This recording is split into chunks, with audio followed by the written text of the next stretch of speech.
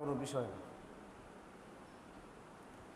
আর ওই ছাত্রের কাছে 11টা 12টা অনেক রাত, যে সারাদিন ফাঁকিবাজি করে, ঠিক মতো পড়ে না, দিন কোনোভাবে চলতেছে যাইতেছে, দাঁড়ায় দাঁড়ায় দাঁড়ায় দাঁড়ায়, ওই ছাত্রর কাছে রাত 9টা 10টা অনেক রাত। আমার মনে হয় না আমি নিজে এবং জাকারিয়া ভাই সহ আমরা যারা আন্তর্জাতিক হাফেজ হয়েছি, মনে হয় না কোনোদিন রাত 12টার আগে ঘুমাইছি।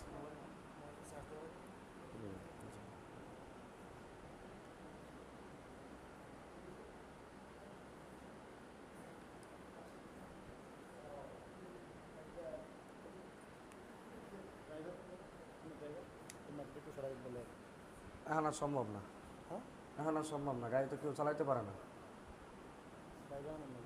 আমি নিজে আছি।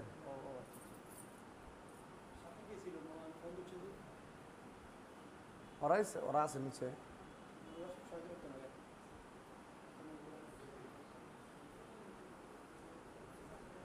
আমার কথা বুঝতে পারছো?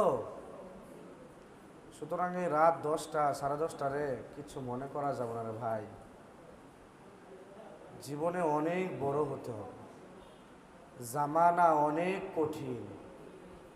এখনই যে পরিমাণ কঠিন, আর যে কঠিন অবস্থা, তোমরা হাফেজ হবা, আল্লাহ চাহে তো আলেম হবা, তো কয় বছর তখন? 2035 সাল।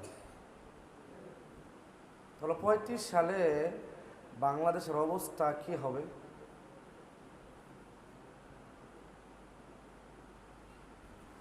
আমাদের একজন উস্তাদ আছে, মাওলানা মাসুদ শাহ হুজুর। হুজুর একদিন ক্লাসে বলতেছিলেন, আজ থেকে 10-15 বছর আগে টাকা নিয়ে যেতাম অল্প, আর বাজারের ব্যাগ হাতে করে নিয়ে যেতাম। তো অল্প টাকা দিয়ে ব্যাগ ভরে ভরে বাজার করে নিয়ে আসতাম। আর এখন টাকা নিয়ে যাই ব্যাগ ভরে, বাজার নিয়ে আসি মাত্র শুধু হাত ভরে। তাহলে 35 সালের কি হালত হবে? 35 সালে যদি মাদ্রাসার হুজুরদেরকে 30,000 টাকা বেতন দেয়, এখন তো 40,000 টাকা বেতনেও কিছু চলে না, সংসার ঠিক মতো চলে না, হিমজিম খায়া যায়। হুজুররা 15,000 20,000 টাকা কামায়, কষ্ট হয়, তারপরেও দিনের খেদমত করতেছেন ওনারা। 35 সালে কি হালত হবে? তো তোমরা যদি ভালো করে না পড়ো, এখন একটা মসজিদের ইমাম বাদ দেও, খতিব বাদ দেও, শুধু মুয়াজ্জিনের চাকরি নেওয়ার জন্য কি কি লাগে জানো? হাফেজ হয়েছেন এই সার্টিফিকেট, তেলাওয়াত শুদ্ধ কিনা এই সার্টিফিকেট, মাওলানা হয়েছেন কিনা, কোথা থেকে পড়ছেন, রেজাল্ট কি, এইসব লাগে। এখন 2023-24 সালে, 2035 সালে কি হইব? এই জন্য পড়তে হবে ভাই। এই রাতকে রাত মনে করা যাবে না। আজকে বৃহস্পতিবারের রাত, বরকতময় রাত। এত বয়ান দিতেছি, তোমাদের সময় নষ্ট করব এইটার জন্য না। স্বাভাবিকভাবে 10টায় ছুটি দিলে তোমরা শুইতে শুইতে 10:30 বাজাও। আমি তোমাদের কাছ থেকে মাত্র 45 মিনিট সময় নেব, অর্থাৎ 10টা 15 মিনিটে ছেড়ে দেব। এই 45 মিনিট পড়তে পারবা না আরো আগে ছেড়ে দিব? তোমরা না পড়তে পারলে তো আমার জোর করে ধরে রাখার দরকার নেই। পড়তে পারবা?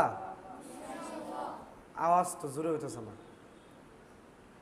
ঠিক আছে, যাও, আরো 5 মিনিট কমায়া দিলাম, 10টা 10-এ ছেড়ে দেব। ঠিক আছে ইনশাআল্লাহ? যতটুকু সময় পড়বা ভালো করে জোরে জোরে পড়বা। চলো আমরা মস্ক করি। কোন সূরা মস্ক করাইলে সবাই পারবা?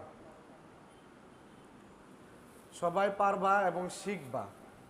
কোন সূরা পড়াইলে বলো? জটফট বলো, দ্রুত বলো।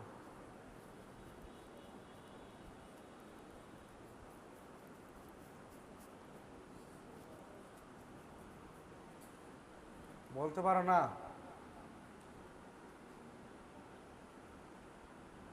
সূরাতুল মুতাফফিফিন কে কে পারবা?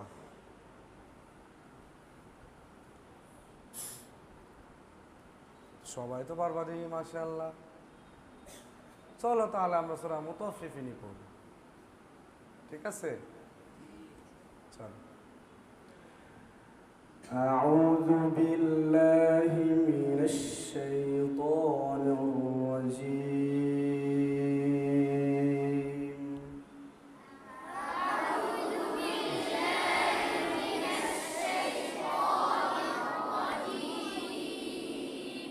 আরো আওয়াজ বাড়াইতে হবে, আরো জোরে পড়তে হবে। আউযু বিল্লাহি মিনাশ শাইতানির রাজীম।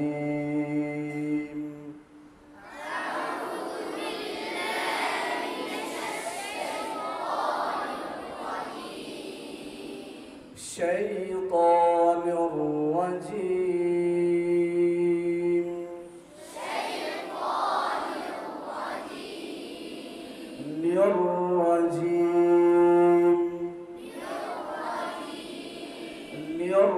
রাজীম।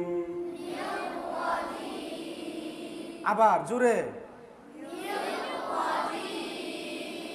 শাইতানির রাজীম।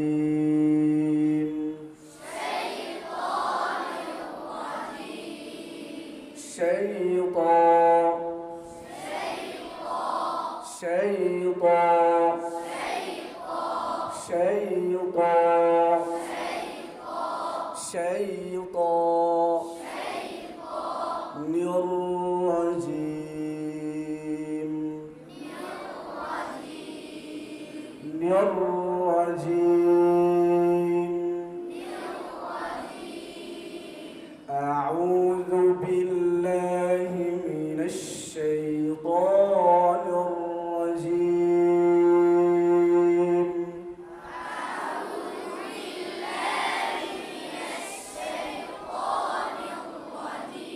আবার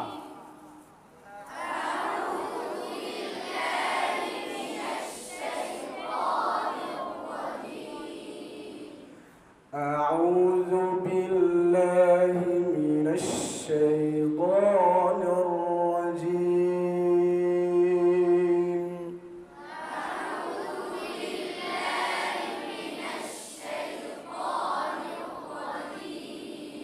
বলো।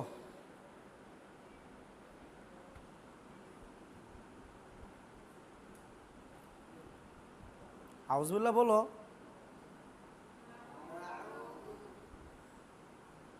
তোমারে বলতে বলছি। আউযু বিল্লাহি মিনাশ শাইতানির রাজীম। শাইতোয়া পড়াইছি। ঠোঁট তয়ের সময় গোল হবে না। ঠোঁট তয়ের সময় গোল হবে না। সদ দ ত জ কফ র খ এই হরফগুলোতে জবর আর জের অবস্থায় ঠোঁট যেন গোল না হয় বা গোল হওয়ার আকৃতি ধারণ না করে। বুঝতে পারছো? আউযু বিল্লাহি মিনাশ শাইতান। আমার ঠোঁট গোল হইছে, লড়ছে। আবার দেখো লড়ে কিনা। আউযু বিল্লাহি মিনাশ শাইতানির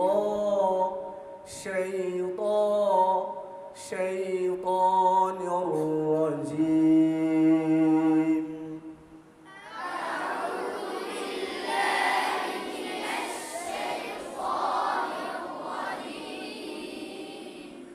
বিসমিল্লাহির রহমানির রহিম।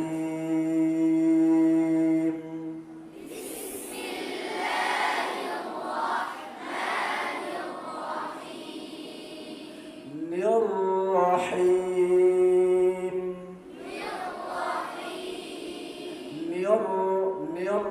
ঠোঁট যেন না লড়ে। নির-রহিম। আবার জুড়ে সবাই। এতগুলো মানুষ এত কম আওয়াজ হইলে হবে? একটা মানুষের চেহারা দেখে তো বোঝা না যে চিল্লায় পড়তেছো। বিকালবেলা খেলাধুলার সময় তো খুব চিল্লাইতে পারো, সব শক্তি আর সব ওই তখন দেখা যায়। পড়ার সময় এই হলো সব সমস্যা।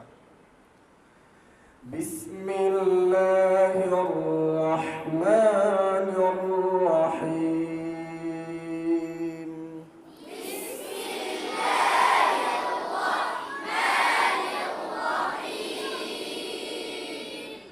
নির-রহিম নির-রহিম বিসমিল্লাহির রহমানির রহিম।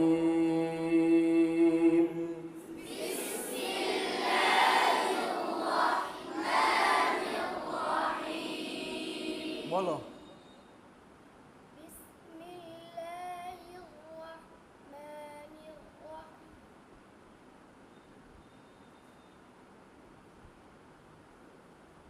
কি কইলা তুমি এটা? ভাত খাও না?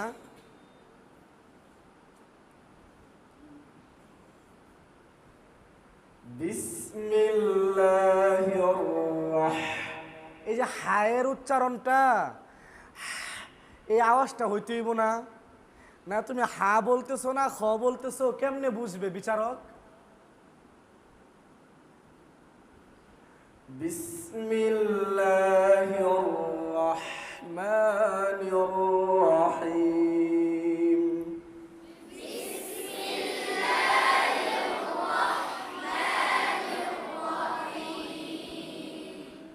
ওয়াইলুল লিল মুতাফফিফিন।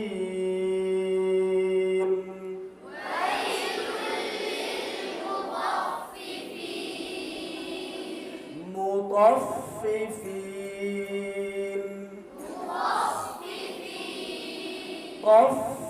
মুতাফফিফিন মুতাফফিফিন। আবার মুতাফফিফিন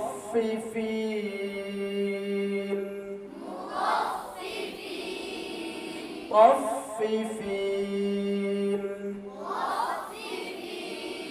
ওয়াইলুল লিল মুতাফফিফিন।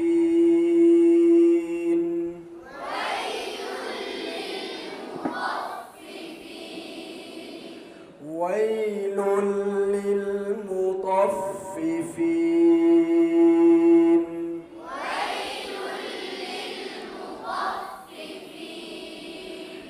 الذين إذا اكتالوا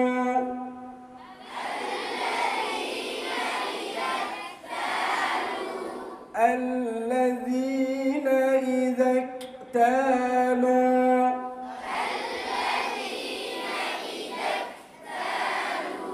على الناس يستوفون.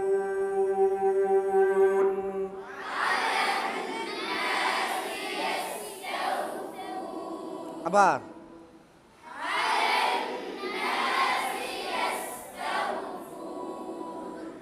الذين إذا اكتالوا على الناس يستوفون.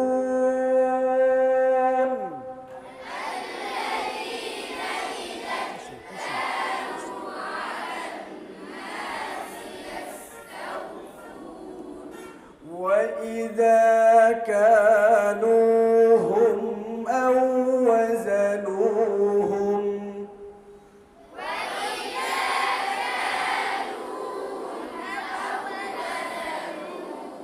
وإذا كالوهم أو وزنوهم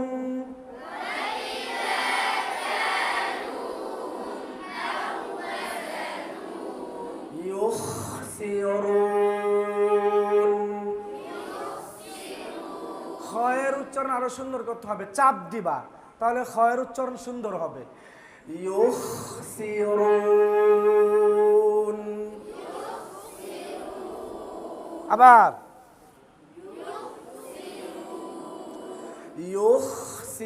يخسرون وإذا كالوهم أو وزنوهم يخسرون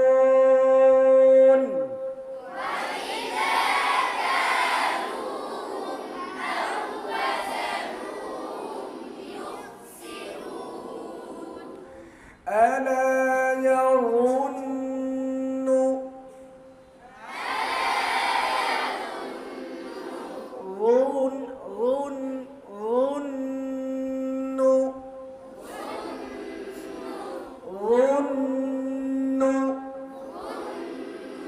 আরো মোটা করতে হবে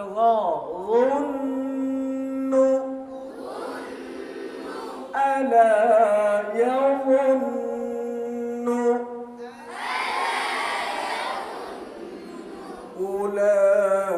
أولئك أنهم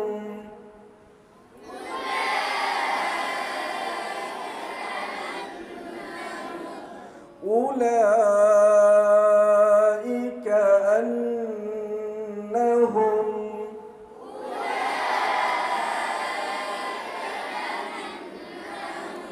ألا يظن أولئك أنهم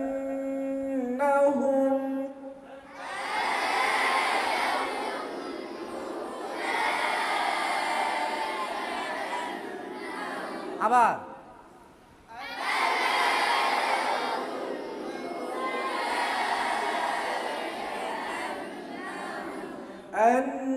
أنهم مبعوثون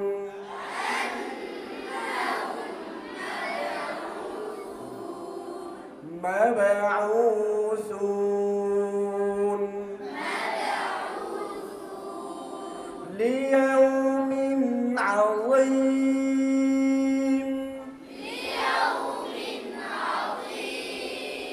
ليوم عظيم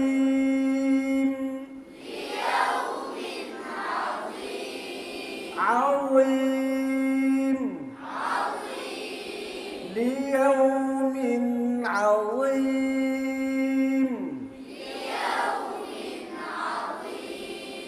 يوم يقوم الناس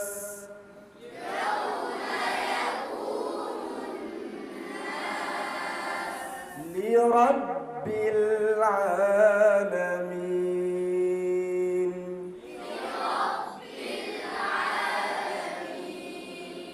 يوم يقوم الناس لرب العالمين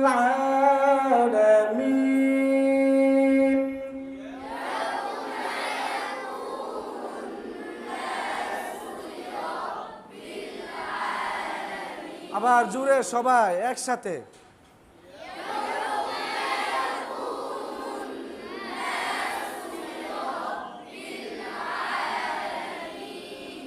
كلا إن كتاب الفجار لفي سجين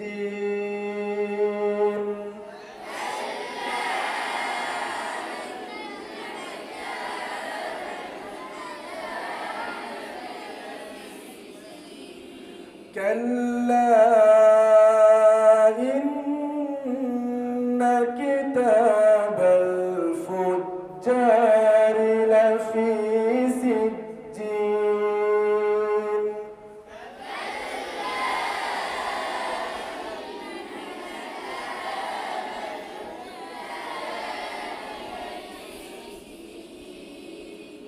وما أدراك ما سجين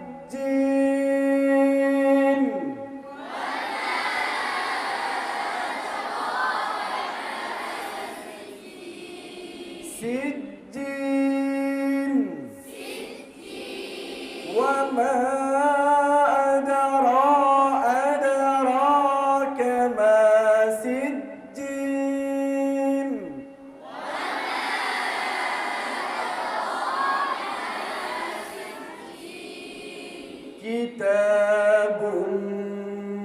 مرقوم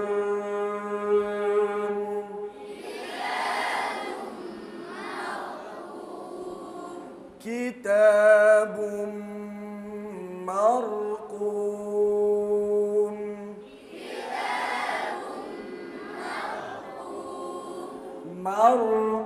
مرقوم كتاب مرقوم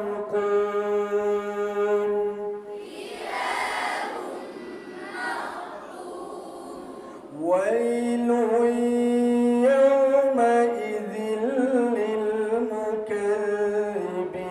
للمكذبين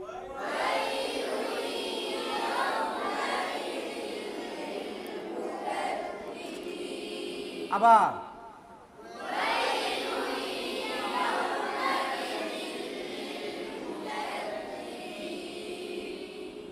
الذين يكذبون بيوم الدين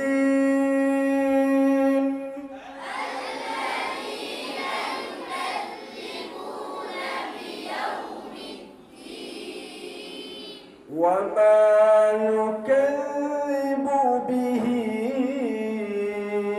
إلا كل معتد أثيم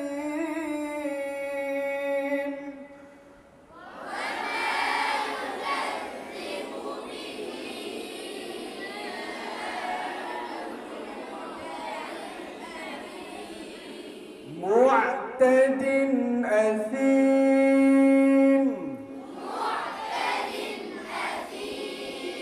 أثيم معتد أثيم معتد أثيم معتد أثيم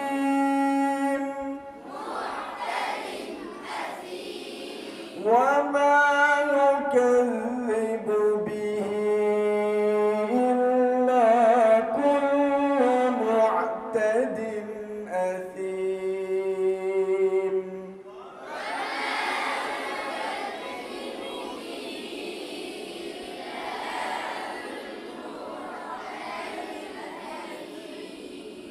إذا تتلى عليه آياتنا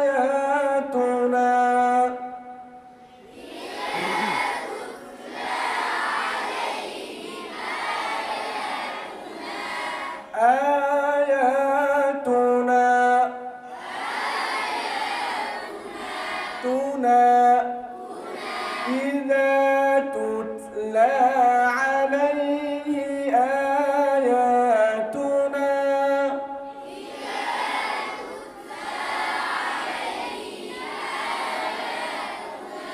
قال أساطير الأولين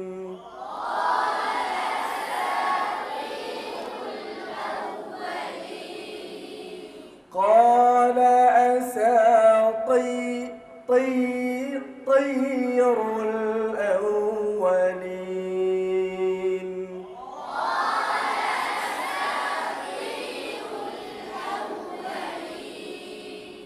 إذا تتلى عليه آياتنا قال أساطير الأولين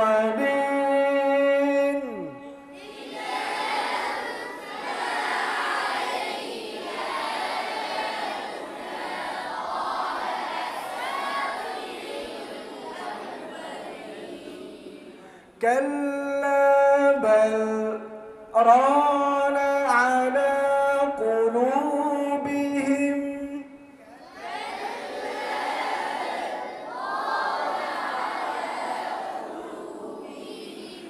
كلا بل ران على قلوبهم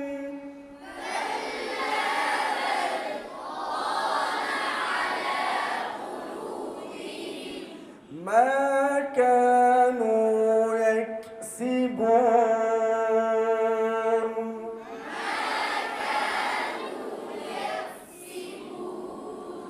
كلا بل ران على قلوبهم ما كانوا يكسبون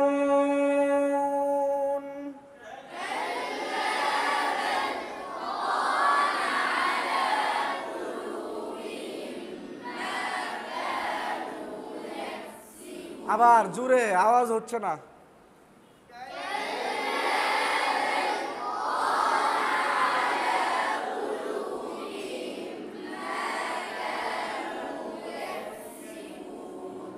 كلا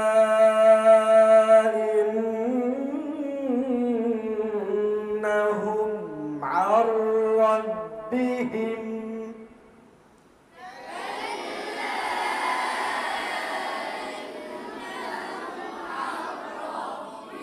عن ربهم عن ربهم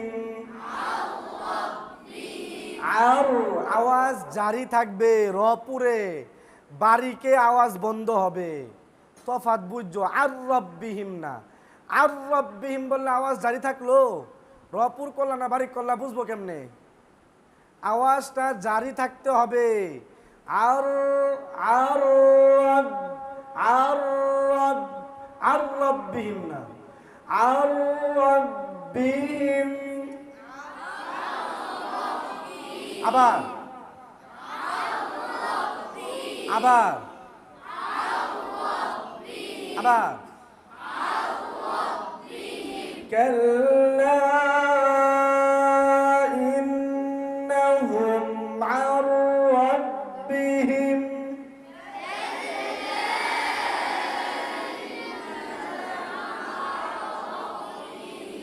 يومئذ لمحجوبون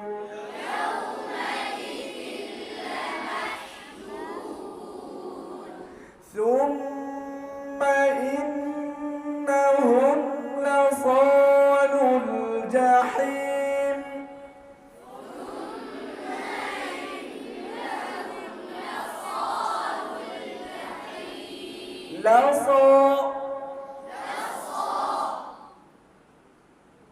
তো ক্যামেরা তোমাদেরকে ধরুক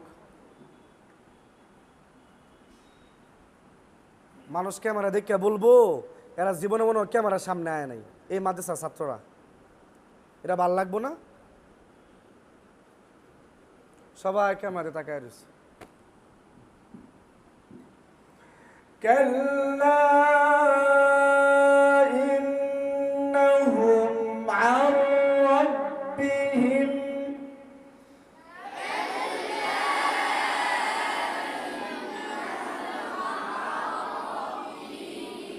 يومئذ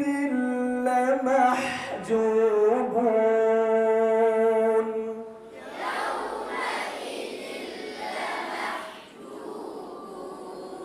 ثم إنهم لصالوا الجحيم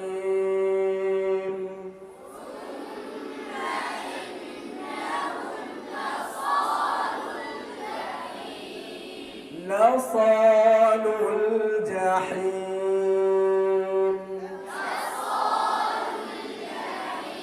আবার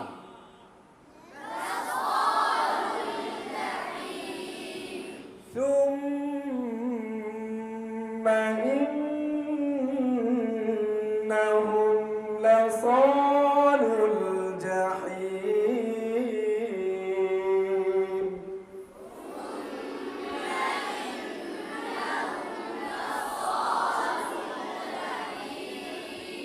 আবার সবাই শুরু থেকে একসাথে জোরে জোরে পড়বা ওয়াইলুল লিল মুতাফফিফিন